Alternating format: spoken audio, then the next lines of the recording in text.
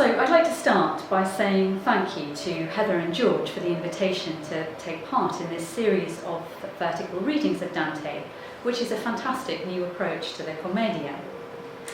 There are some examples of canti that have always been seen as vertically connected. For instance, the sixes and the 16s for their political themes. The nines, which always mark some kind of division in the structure of the afterworlds, giving us a moment of transition. But in fact, the majority of the cantos have not traditionally been viewed in vertical fashion, and this includes the 14s.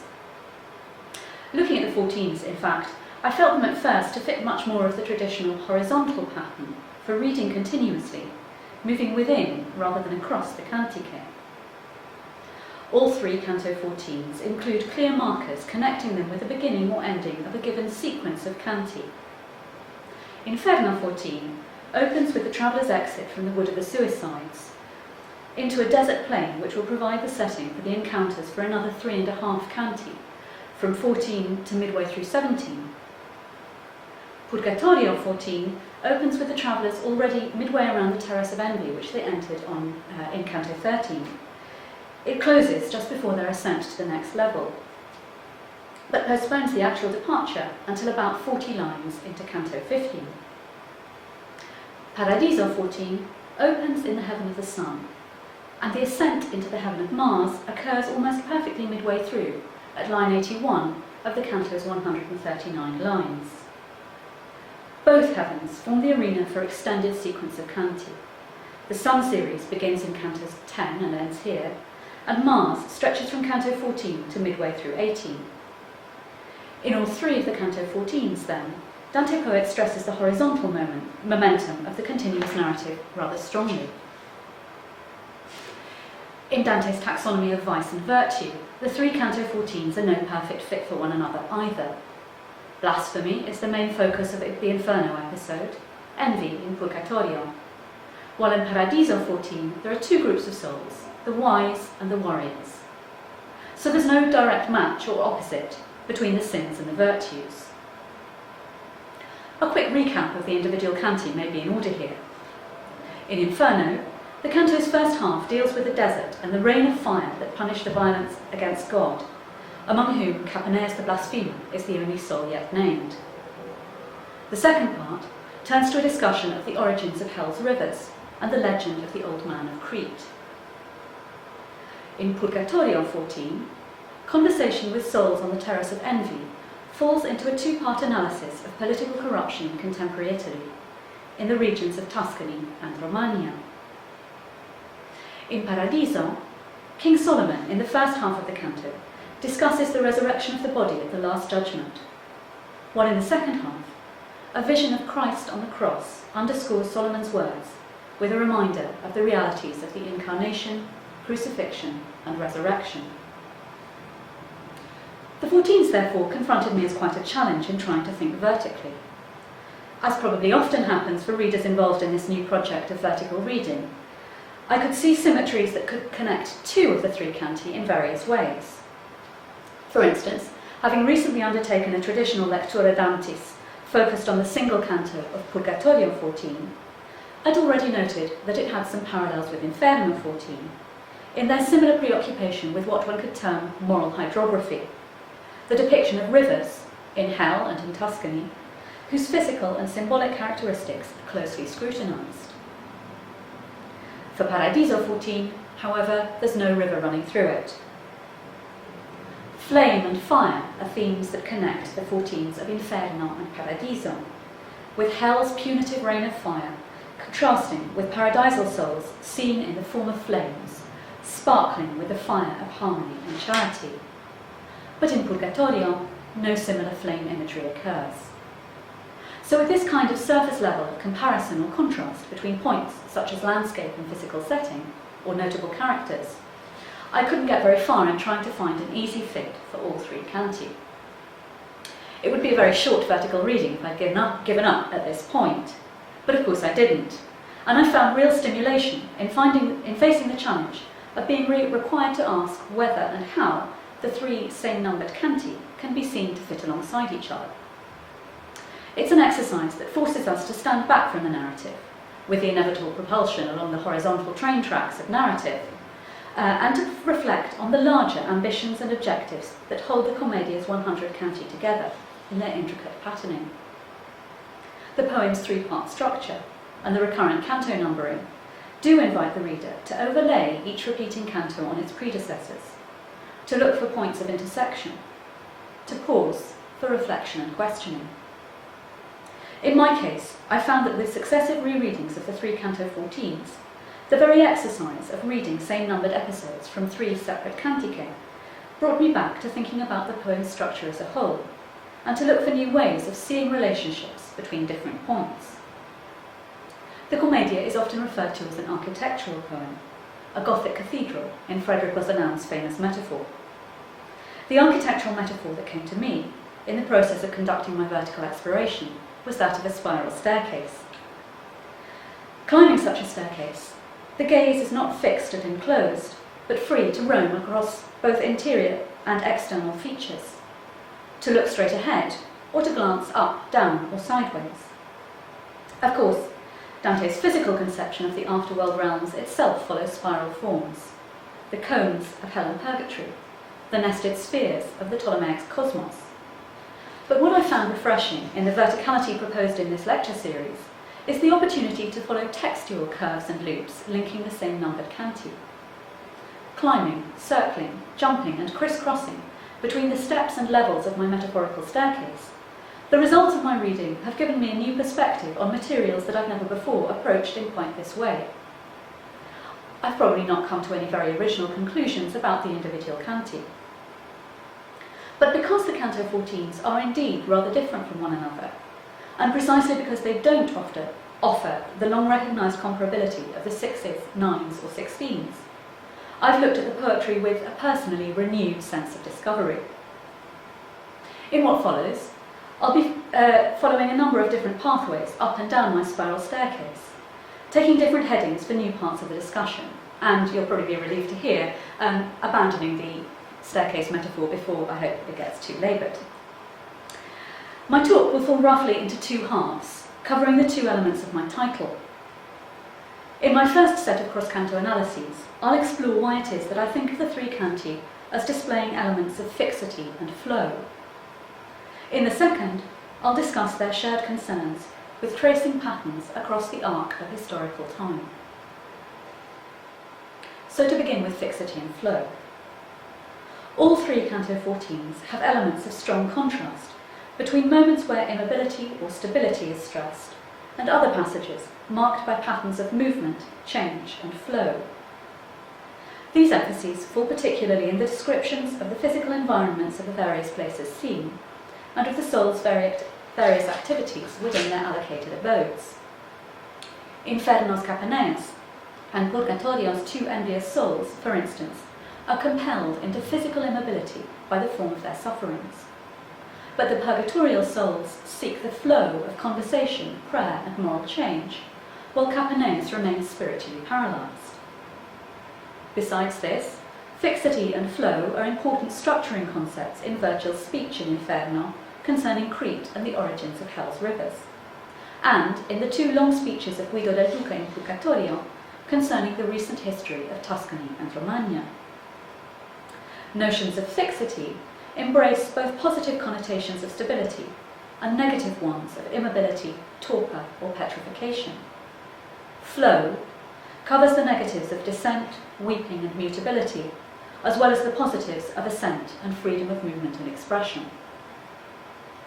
Flow brings us directly to water, and most immediately to the pairing that I mentioned earlier between Inferno 14 and Purgatorio 14, with their moral hydrography. Roughly half the space of both canti is occupied by river imagery. In Inferno, we begin with the Picciol Fiumicello, which recalls the Budicane, a natural thermal spring near Viterbo. This leads into Virgil's lengthy description of the origins of this and all the other rivers of hell. In Purgatorio as well, river imagery begins with an unnamed Fiumicella, which rises in the Apennines and flows down to the sea. Here, it's Dante character who supplies these bare data, and his interlocutors, Guido del Duca and Rinieri da Calvoli, who identify the river as the Arno. The speeches introducing the two rivers begin with parallel locutions. In Inferno, in mezzo mar, siede un paese guasto, diss'egli allora, che s'appella Creta, sotto il cui regge fu già il mondo casto. And in Purgatory, ed io, per mezza Toscana si spazia un fiumicel che nasce in Falterona e 100 miglia di corso non sazio.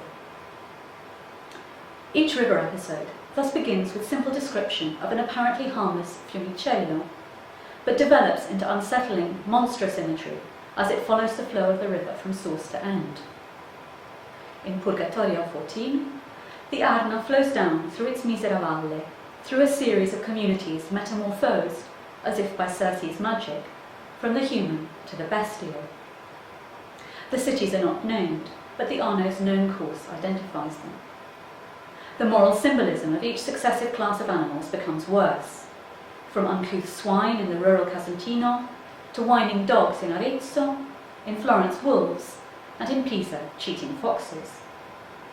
Confirming the explicit moral allegory of the bestial imagery, it's long been noted that the downward flow of the maledetta sventurata fossa follows a scale of descending vices that matches Dante's stratification of sin in Inferno as a whole, passing from swinish incontinence through lupine force to vulpine fraud. As for the rivers of hell itself, in Inferno 14, they too follow a downward flow that is both physically and morally figured as degenerative. The Phlegethon has a sufficiently sinister appearance, with its sulphurous, boiling similarity to Pulicane, and red waters, red with blood as we know from Canto 12. As Virgil explains, it forms part of a continuous system of 4 rivers flowing between the different parts of hell, the Styx, Acheron, Phlegethon, and Cocytus, all names borrowed from the poetry of classical antiquity, including his own Aeneid. But before the rivers are named, we have a long circumlocution explaining their origin, which lies on Mount Ida on the island of Crete, in the familiar earthly world. But although the local mechanics of the river system may be earthly, they're also uncanny. The bloody waters of the Phlegethon have their source in another bodily fluid, the tears that weep from the statue of an old man, hidden in a cave, on an island that has lost all fertility. The tears flow not from the statue's eyes, but from a wound perforating its body, in a kind of parody of the salvific flow of blood from the wounds of Christ at the crucifixion. I want to return later to a more extended discussion of the symbolism of sin and salvation linked to the old man of Crete, but of course it's obvious that the image carries a reminder that all the pains of souls in hell has its origins in their actions on earth. The static figure of the Gran Veglio and the endless seeping of liquid down to form the polluted rivers of hell, which will end in the ice lake of Cocytus, combines the notions of fixity and flow in a powerfully repellent image. The river's relentless, sinful currents directly link the whole of the infernal realm and, on earth, the whole Mediterranean, where Crete lies in mezzo mare. It's common to note that landscape imagery in the whole circle of the violent forms a kind of perverted, negative counterpart to earthly landscape phenomena. Sterile bushes in the wood of the suicides, the fiery rain and burning desert, blood, not water, flowing through the Phlegethon. On a larger scale, the legend of the old man's tears expands this sense of the total reversal of natural order. It tells us that the rivers of hell, in exact opposition to earthly ones, have their origins in salt waters, the tears, and flow downwards into ice in Cocytus, whereas rivers in our human world should rise in icy mountain regions and flow down towards the salt sea. Another category of images in which I've traced ideas of fixity and flow is in the imagery of light and fire in the 14s.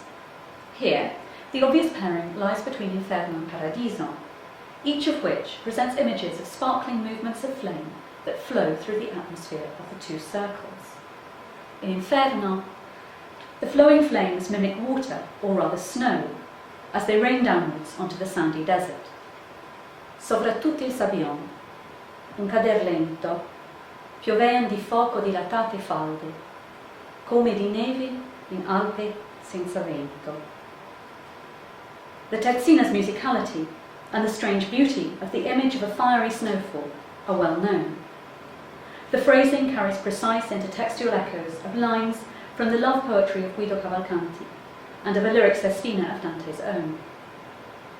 At the same time, it stresses the implacable flow of the flames, falling downwards in contradiction of the essential nature of the element of fire, while the silence of a true snowfall is inverted by the endless flow of noise generated by the sinner's hands slapping at their burnt skin, sound and motion recalling the rhythms of a dance or tresca. Senza riposo mai era la tresca delle misere mani, or quindi or quinci e scotendo da sé l'arsura fresca. The continuous shifting movement of the falde di fuoco and of those sinners capable of motion contrasts with the immobility of the canto's only named sinner, Capaneus. Like the statue of the old man, Capaneus is gigantic in size, quel grande, and the physical inertia of these two huge bodies dominates the two halves of the canto. In spite of physical immobility, however, Capaneus retains what, at first sight, strikes the reader as a violent energy of voice and thought. He shouts out, grido, expressing his defiant persistence in blasphemy and addressing the god of Dante's Christian universe with the pagan name Giove. But in a moral sense, this vehemence is a further sign of petrification. Capaneus insists on his rigid continuity of rejection in the perfect rhetorical antithesis of his self-condemnation. Qual io fui vivo, tal son morto. His physical immobility matches this internal, frozen determination to maintain rejection and contempt for God, never shifting from his stifling superbia, rabbia, and furore. In Paradiso 14, certain elements of the fiery imagery of the infernal episode are echoed through inversion. The canto is famous for the particular frequency of its references to light and fire. There are at least 40 separate uses of the vocabulary of light in the canto, with intensification through repetition of words such as luce, which is used 3 times, ardore, 4 times, and lume, 5 times. The light imagery creates effects where my notions of fixity and flow often come together in harmonious and complementary rather than contrastive style. Each of the canto's 2 planetary heavens, the Sun and Mars, is identified by a unified single atmospheric colour, the intense sun-bright glow of the former and the flaming red of the latter. Against these light-filled backgrounds, the souls are perceived individually as single, more intensely glowing sparks of light, lumi, raggi, luci, fiamme. Collectively, they cluster into fixed forms that symbolically reveal something of the nature of each group's special virtues. In the Sun, across the space of all 4 canti, 10 to 14, the souls of the wise have drawn together in circle shapes around Dante Pilgrim and Beatrice. From one circle in Canto 10 to 2 in 12, and here finally a third with Trinitarian symbolism, the rings of souls flow into fixed geometrical forms that nonetheless provide joyful freedom of movement in a wheeling dance that inverts the tresca of Inferno 14 into a heavenly minuet. Their dance is accompanied not by the slapping of hands on flesh, but by melodious choral singing. In Mars, the souls form the shape of the cross, maintaining its perfect fixed symmetry, even when they move around the form, as Dante describes with the famous, astonishingly simple simile of the souls dancing like motes of dust in a sunbeam. Di corno in corno, e tra la cima e il basso, si muoven lumi, scintillando forte, nel congiungersi insieme e nel trapasso. Così si veggiano qui, diritte e torte, veloci e tarde, rinnovando vista, le minuzie di corpi, lunghe e corte, muoversi per lo raggio onde si lista talvolta l'ombra che, per sua difesa, la gente con ingegno e arte acquista. The everyday image complements and familiarises the previous simile, where the form of the whole cross is compared to the celestial grandeur of the Milky Way. Come, distinte da minori e maggi lumi, biancheggia tra I poli del mondo, galassia, sì, che fa dubbiar ben saggi, sì, costellati nel profondo Marte, quei raggi, il venerabil segno che fan giunture di quadranti in tondo. The fixed new constellation of the cross in the heaven of Mars is also a shimmering cluster of freely moving individual lights, the souls of the holy warriors who died in service of the venerabil segno. Between these two similes, there falls a vision that is also expressed in light imagery, but which can't be categorised under either of my two terms, fixity or flow. It appears with the suddenness and transience of a lightning flash. Qui vince la memoria mia lo ingegno, che quella croce lampeggiava Cristo, sì che io non so trovare sempre degno, ma chi prende sua croce e segue Cristo, ancor mi scuserà di quel che io lasso, vedendo in quell'albor balenar Cristo. The triple repetition of the name Cristo in self-rhyming sequence stresses the separateness of this momentary vision against Dante Pilgrim's more continuous, meditative contemplation of the cross and of its individual star-like souls. We don't learn the details of what form the brief and dazzling glimpse of Christ took, whether he appeared in either of the two dominant 13th century iconographic forms, the Christus patiens of a broken, wounded body in death, or the Christus triumphans of a glorious resurrection. Geoffrey Schnapp has suggested that Dante may well have had in mind the iconography of the Transfiguration, as represented in the Church of Sant'Apollinare in Ravenna, his last home. In the mosaic, the combination of symbolic elements centres around the regal image of Christ at the centre of the jewelled cross. And certainly, Transfiguration pulls together the notion of the sacrificial martyrdom achieved by Mars's holy warriors in imitation of Christ, or in the case of the Jewish warriors, like Joshua and the Maccabees, in anticipation of him, with a universal transfiguration that's promised at the Last Judgment, as foreseen by King Solomon in the first part of the canto, when la carne gloriosa e santa fia rivestita. So with this image of Christ in the heaven of Mars, I'm coming to the second category that I proposed for tonight's vertical reading of the Canto 14s. The engagement of all three canti with themes of time and human history. Canto 14 of Paradiso itself covers a long arc of human history. Solomon, the wise king of the biblical Old Testament era, speaks about the Last Judgment, which lies in the far distant future, with the final resurrection of humanity in the flesh. The vision of Christ on the cross stresses the doctrine of redemption, which looks back to the original fall of humanity in Adam and Eve, and which brings the consequent need for atonement, as has been explained in Paradiso Canto 17.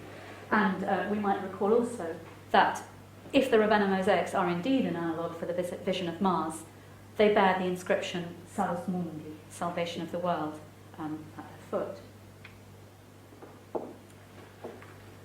Two other pivotal moments in the biblical narrative of historical redemption are also explicitly cited in the canto.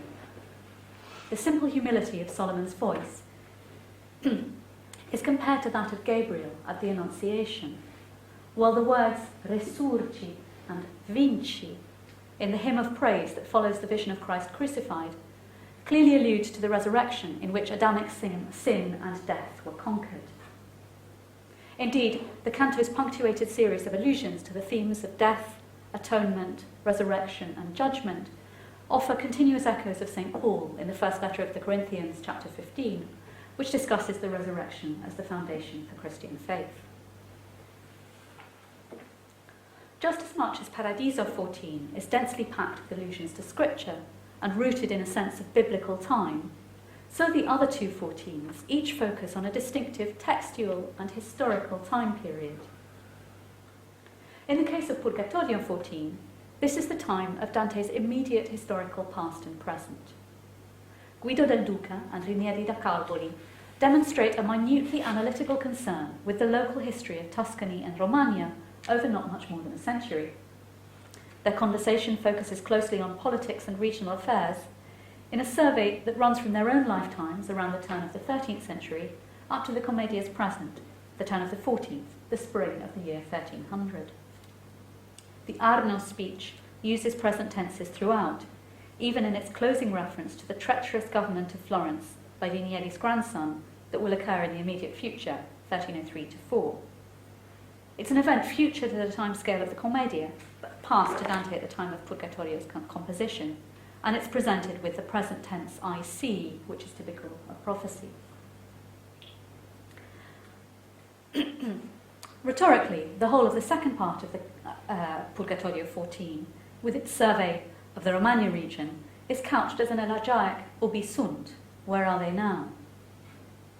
It surveys the transitory glamour of the region's noble families, and is underpinned by very precise knowledge of the intricacies of their family trees, the politics of marriage alliances, inheritance. The speech thus combines two rhetorical figures beloved of medieval moralistic poetry, the ubi sunt motif being accompanied by enumeratio in the list of 19 separate names of Romagnola people and places in just 26 lines. And on the slide, I know that the type is rather small, but really what I want to do is make the point that there's a density of names, which I think is legible even if it's a little bit hard to focus. So the theme of decline, the list of names, to me recalled the vernacular poetic form of the Cervantese, a genre of lyric poetry that's typically concerned with current affairs and social morality, and often has a strongly satirical inflection. In Guido's speech, these Cervantese-like flares of sarcastic indignation alternate with a more melancholic tone, which crystallises in the only terzina in the sequence that lacks a proper name, and I've highlighted it in red here, just to underline the fact that how many names there are, how tightly they're stretched across the canto. In case it's not legible enough, I'll flip to an enlarged version. So Guido tells us of Romagna in the past, of le donne cavaliere, gli affanni e gli agi, che ne invogliava amore e cortesia, là dove i cuor son fattisi malvagi. Here the lament invokes another register within the vernacular lyric tradition, that of chivalric romance and love poetry.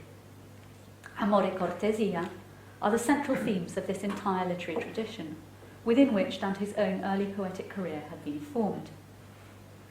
The rhetorical tenor of the whole second half of the canto thus matches its temporal emphasis.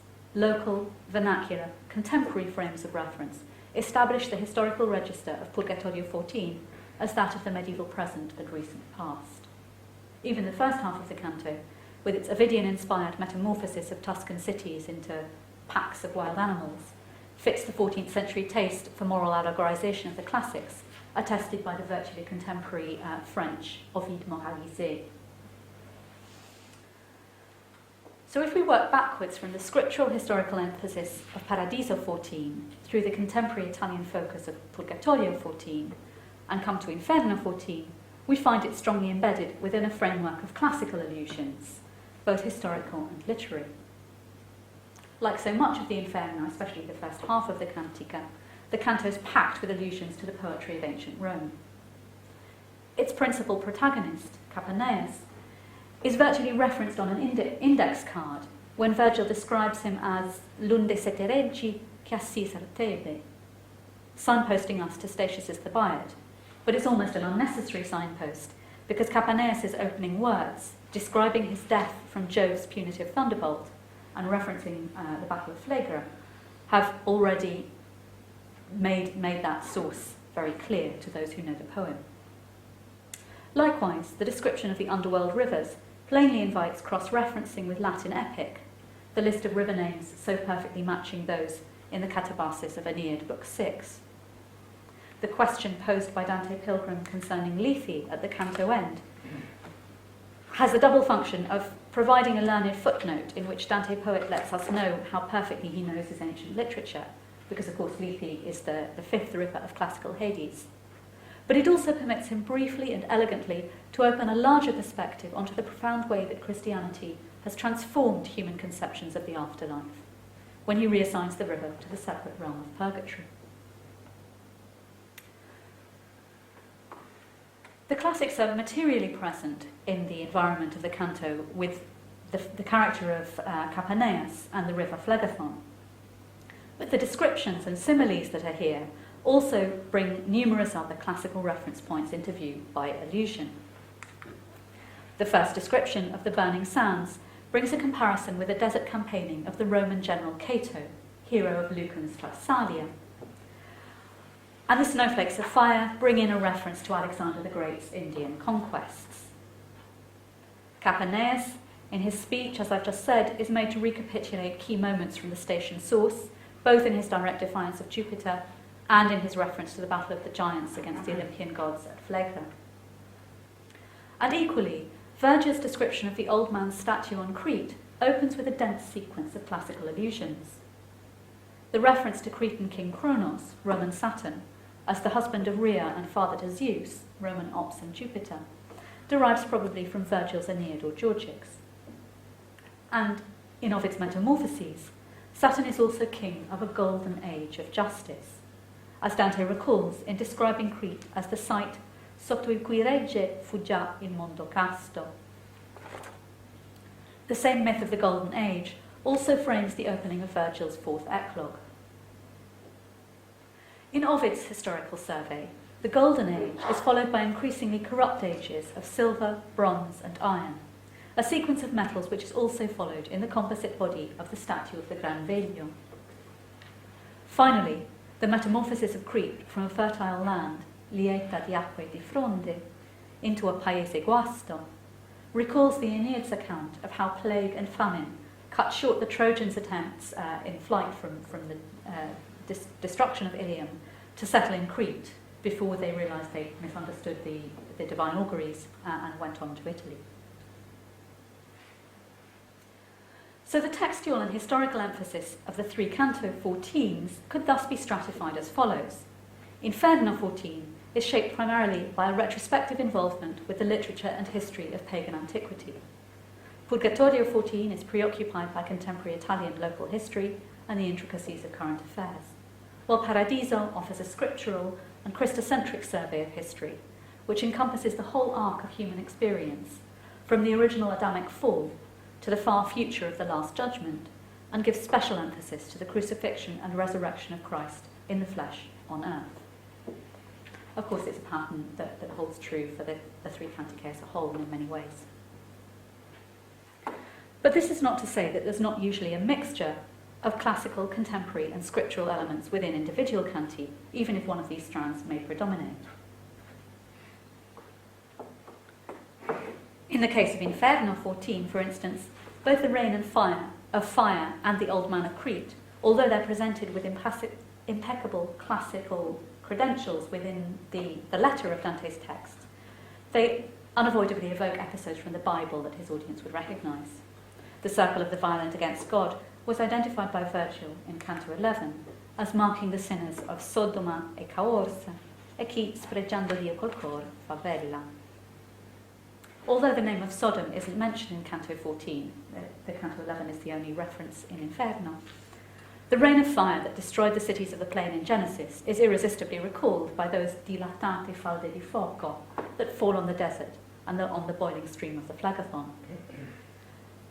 And the Lord rained upon Sodom and Gomorrah brimstone and fire from the Lord out of heaven, and he destroyed these cities and all the country about, all the inhabitants of the cities, and all things that spring from the earth. With the description, Dante's first audiences would have recognised this passage from the Bible, which was very much a touchstone of medieval preaching. For instance, in Florence in 1305, we have a surviving transcription of a sermon by the Dominican friar Giordano da Pisa, preached against sodomy, that took the destruction of Sodom by fire and its submersion by the sulphurous waters of the Dead Sea as its principal theme. The later comparison of Phlegathon to the sulphurous waters of the Buricame and their association with peccatrici, according to early commentators, prostitutes used the springs of Buricame for bathing or washing, permits a further extension of the implied allusions to the story of Sodom and the creation of the sulphurous Dead Sea as a punishment for sexual sin. Similarly, Virgil describes the Old Man of Crete with details that match a source in the Bible almost perfectly, despite the surface reference in the speech to the Aeneid and to Ovid's Metamorphoses. Again, the passage would have been very familiar to a medieval audience. In the book of Daniel, the prophet interprets the mysterious dream of the Babylonian king Nebuchadnezzar. Thou, O king, sawest, and behold, there was, as it were, a great statue, great and high, tall of stature, the head of fine gold, but the breast and arms of silver, the belly and thighs of brass, and the legs of iron, the feet part of iron and part of clay. And Daniel tells the king that this symbolises the golden period of Nebuchadnezzar's own reign, his succession by weaker kings and the fragmentation of his territories, until finally they'll be swept away, and the God of heaven will set up a kingdom that shall never be destroyed, and itself shall stand forever. The historico and political elements of the prophecy, with the decline of kingdoms from gold to iron and clay, match so well with the Ovidian myth of the Golden Age that the Old Man image has long been read allegorically as conveying political and historical commentary. The statue's different metals are taken to represent different periods of history in Dante's conception, either running from Adam, the pre-lapsarian golden head, through Noah, Abraham, Moses, Christ, up to the sinful present, or from the golden Saturn through the empires of, say, the Medes and the Persians, Alexander, Rome, and so on. The feet of clay and iron fit Dante's well-known obsession with a division of authority between the papacy and the empire, the statue's imbalance indicating the evils of the contemporary papal proclivities to interfere in political matters. The confluence of a politically oriented passage from the Bible with the political allegory of its metamorphoses is certainly suggestive, and the story of the old man may well be intended to awaken these associations with a sense of the succession of historical time, the rise and fall of ages and empires.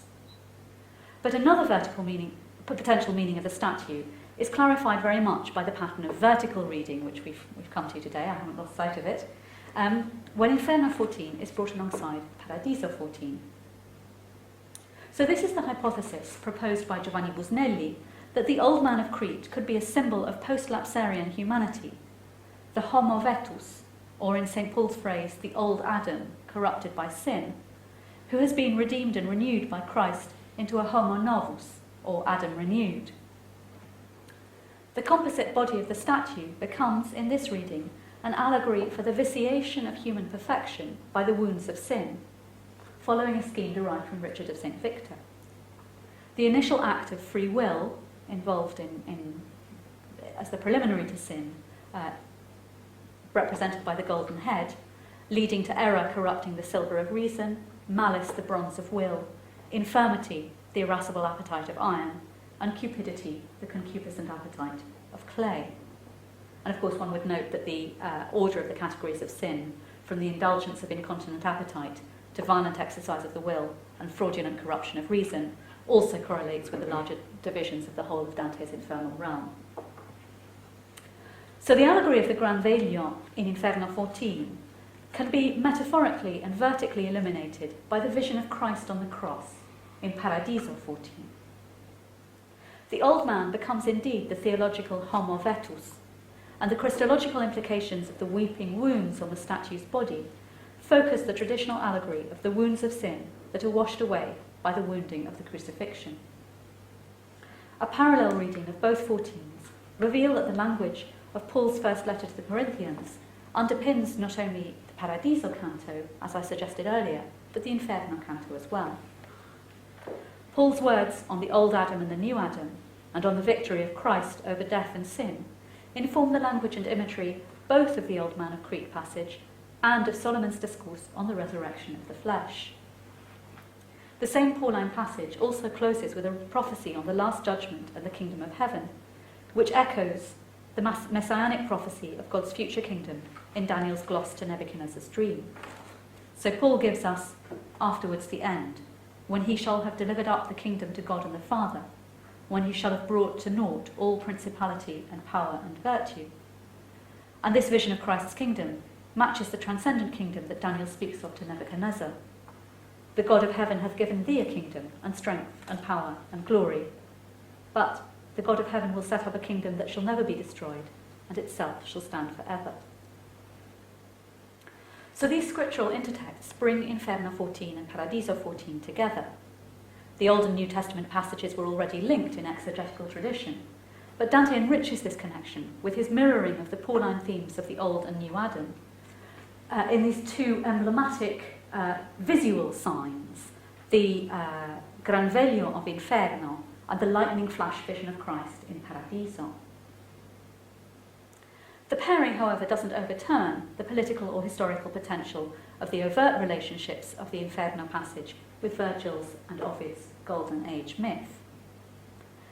It's well understood that Dante's Commedia is a polysemous text in which meanings are layered or looped together inclusively rather than exclusively.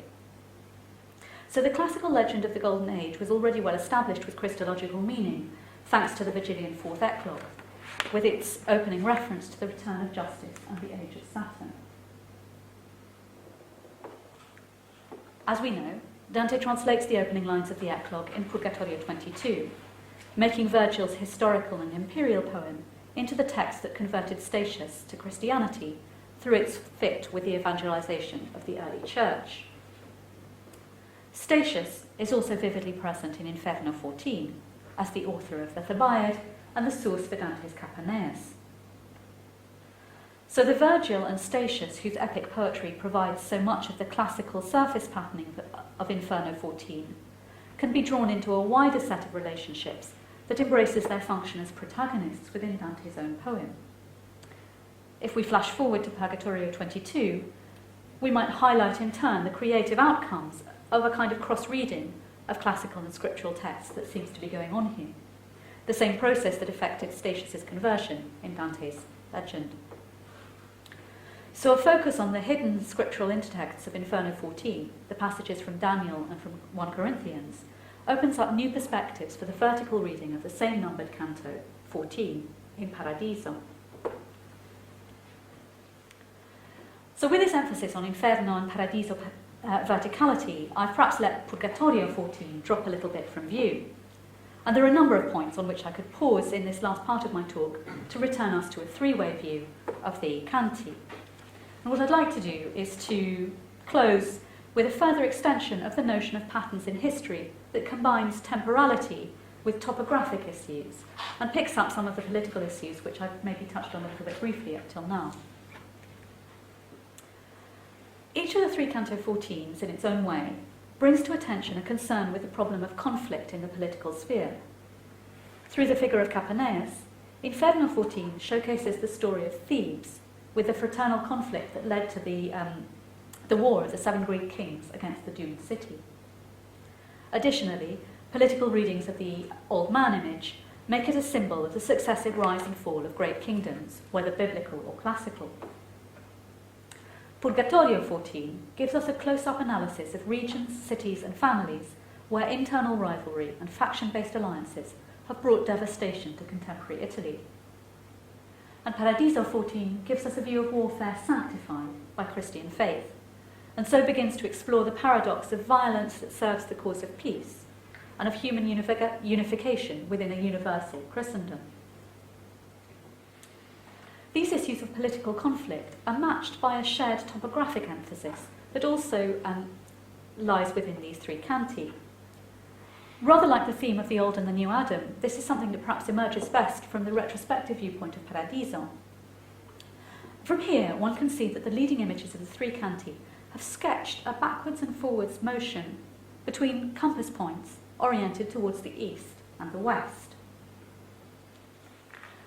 Paradiso gives us the principal city of the medieval Western imagination of the East, Jerusalem. We have Solomon, the builder of the first Jewish temple, dominating the first part of the canto.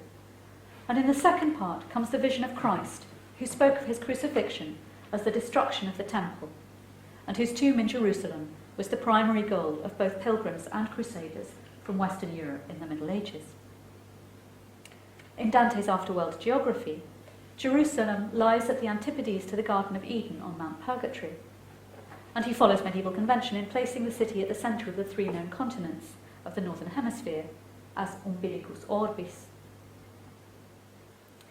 The holy warriors of the heaven of Mars will prove in Canto 18 to have been involved in conflicts all around the Mediterranean, but the vision of Christ in Paradiso 14 and the dominant presence of the Holy Land Crusade of Cacciaguida throughout cantos 15 to 17 means that Mars as a whole privileges Jerusalem as the objective of holy war. And with the story of Cacciaguida, we also focus on a second primary characteristic of medieval crusade, that it was launched from west to east. It was sanctioned by the Church of Rome, led by the Holy Roman Empire, and expressed the Latin Church's wish for dominion, even within the traditional sphere in the east of the Greek Church. According to the Book of Chronicles, the Temple of Solomon in Jerusalem was destroyed by Nebuchadnezzar, and its treasures were carried further east into Babylon. So there's a vertical link to be found between the overt scriptural references of the first part of Paradiso 14, with Solomon, and the not very covert ones of the second part of Inferno 14, where the biblical source for the Old Man of Crete directly recalls the Nebuchadnezzar and the Jewish captivity in Babylon. The Old Man statue itself has a significant orientation, being set along roughly an east-west axis, che ti involti le spalle in verde damianta e Roma guarda come suo specchio. In some of the early commentaries, Damietta, an important Egyptian port on the Nile Delta, is glossed as Babylon, the Bible's supreme example of hostility to Jerusalem and the chosen people. The reading gives an obvious moral symbolism to the stance of a statue that gazes away from the east towards the west, to Rome, the city of both ecclesiastical and imperial greatness. But the same general moral could equally be deduced with the true Damietta, which in the 13th century had become an important Islamic city and a focus of several crusading attacks. Islam and the Muslim caliphates had come to occupy much the same position in the medieval Western Christian imagination as the Babylonian Empire had for Jews in the Old Testament, representing a great but hostile civilization. The name Babylon was often used to indicate contemporary Muslim capital cities, such as Baghdad or the old city of Cairo. So the orientation of Dante's legendary statue asserts the supremacy of the Roman Church and the states of Western Christendom, whilst also recalling the crusading impetus towards the east and Jerusalem that focused on claiming the city from its Muslim, or alternatively its Babylonian, rulers. So the east-west sweep of the imagined geographies of both Canto 14s of Inferno and Paradiso has a grand scale. It matches the ambition of their literary intertextuality with classical epic and with biblical sources, and the regal splendour of their historical references to Solomon, Capaneus, Alexander, and so on. But with the exercise of vertical reading, one might come back to the third point in this set of same-numbered canti, Purgatorio 14, and see that there's similar patterns here. There's conflict, and there's also an east-west geography, but only on the very local scale of the Italian regions. Romagna and Tuscany lie on the opposing eastern and western sides of the Apennine Range that runs down the centre of the Italian peninsula. According to Guido del Duca's account, both regions are suffering the violent consequences of expansionist ambition and failed leadership. His single portrait of a figure who crosses between east and west, the Forlivesi Pulceri da Calboli, who became governor of Florence, portrays him as a butcher whose campaigns are motivated by greed and prejudice. The Canto's sketch of local tumults in the Italian regions doesn't attempt to parallel these clashes with the civilization-changing episodes of crusade, the battles of classical epic. But Dante poet doesn't let his audience forget that they spring from the same fatal tendency in humanity to sin and to error that's expressed in such grandiose images as the Old Man of Crete, or this vision of Christ crucified in Paradiso 14. In 13th century Tuscany, we're told, Virtù per nemica si fuga da tutti come biscia, with mutatis mutandis, exactly the same relentless commitment to impiety as was shown by Capaneus in Inferno. Purgatorio 14 tells us that warfare and family or faction rivalry have combined to produce the metamorphosis in Tuscany of city communities into packs of wild beasts, and to distort the family trees of Romagna's nobility into venenosi sterpi. Dante poet's familiarity with these two locales permits him to give a detailed analysis of the destructive consequences of such rivalries for the social microcosms of city and castle, village and family. His conclusions cast light on the grander but more remote conflicts that Inferno and Paradiso 14 both contemplate. We realise that warfare in Thebes and Jerusalem, although we know of them primarily through epic poetry and through scripture, must also be counted in the kind of individual losses and single moments of mistaken choice, folly or corruption that Dante has at his fingertips for contemporary Italy in 1300. In Purgatorio 14, the bestial imagery of the Tuscan section offers harsh judgment on the moral degeneration of whole city communities, while the names of families and individuals in the Romagna section provide a catalogue of decline measured on a still finer scale: personal duty and of honour. Guido del Duca's list of single names is so granular in detail, in fact, that one wouldn't normally feel inclined to place it alongside the other two 14s. The obvious reference point for a comparison might appear to be the parallel enumerative ubi sunt in Paradiso 16, with its family-by-family survey of 2 centuries of Florentine degeneration. Modern readers often skim through passages like these with the feeling that pages of arid footnotes would be required to grasp the detail of Dante's historical commentary, and indeed the early commentaries also show that even in his own time or a few decades later, people struggled with the detail of this kind of survey. But the overall sense of these passages can be much more simply assessed, and Dante, I think, intended this. The intimacy, the intricacy that he summons in such enumerations reminds his readers that despite the complexity of relationships in any human community, large or small, all of them are founded on simple encounters between individuals.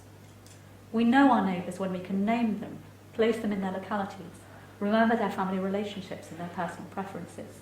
And so we need to think about Tuscany and Romagna, as well as Jerusalem or Thebes.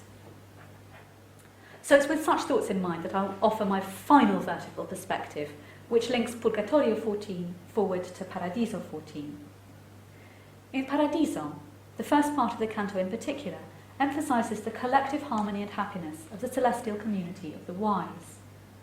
Individuality is scarcely marked as the souls cluster into circles and perform choral hymns. Even the main speaker, Solomon, is not directly named, and despite his earthly kingship and preeminent wisdom, he is described as speaking in a voce modesta, conveying the truths of an authority higher than his own. Equally, the focus of what he has to say lies on the collective experience of universal resurrection, a moment when, to revert to 1 Corinthians, in a moment, in the twinkling of an eye, at the last trumpet, the dead shall rise again incorruptible, and we shall be changed. The content of Solomon's message deals, therefore, with a doctrine extremely challenging to grasp, the realities of bodily resurrection at the Last Judgment, and as corollary, a commentary on the future visual likeness of those glorified bodies, and the capacity of newly transfigured sense organs to sustain the light of their celestial radiance. But it's the response to Solomon's speech that draws back to the level of simple, intimate human relationships and the social value of each individual's connection with his or her fellow beings. The elevated linguistic register dips for a moment towards the everyday, as Dante poet reveals the almost childlike spontaneity of the reaction of every paradisal soul to this message, displaying a perfect harmony of collective response with individual feeling. Tanto mi parver subiti accorti e l'un e l'altro coro, a dicer amme, che ben mostrar disio di corpi morti. Forse non pur per lor, ma per le mamme, per i padri e per gli altri che fur cari, anzi che fosser sempiterne fiamme. That love for le mamme, i padri e gli altri cari, which the paradisal souls express, is the foundational bond of human relationships. Mamma is the first word that an infant forms before the formal madre. Paradiso 14 thus corrects the vision of Inferno 14, with its ancient Theban warfare fueled by fraternal hatred, and Purgatorio's 14 struggling Italian cities and families. Dante's sense of human community is such that he assumes that the networks of family and friendship will still make a fundamental contribution to the well-being of all individuals, even in heaven. It's from this view, indeed, that one can measure the full misery of the collapse of family and social networks outlined in Purgatorio 14. So for me, the exercise of reading these canti vertically, alternating between the local and the universal, the remote past and the present, the secular and the scriptural, has lined up these canto 14s to sometimes quite unexpected effects. Different elements in each of the canti generated visual and verbal echoes between what I thought at first was a pretty disparate collection of passages.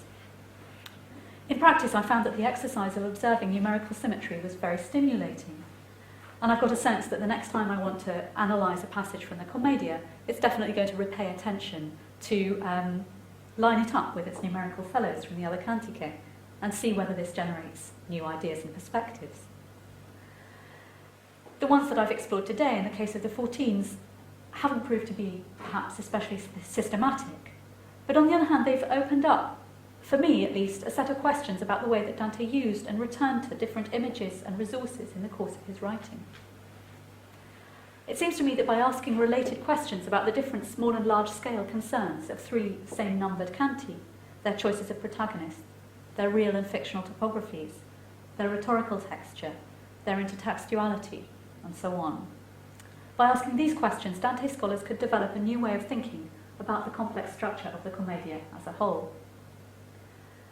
No conversation about Dante is ever conclusive, but it seems to me that part of what this lecture series has produced for us, and will prove really long-term rewarding, is that it's given Danteisti a whole new avenue for discussion about just how extraordinarily pleasurable and rewarding it is to spend time with Dante and to engage with the texture of this intricate and multifaceted poem.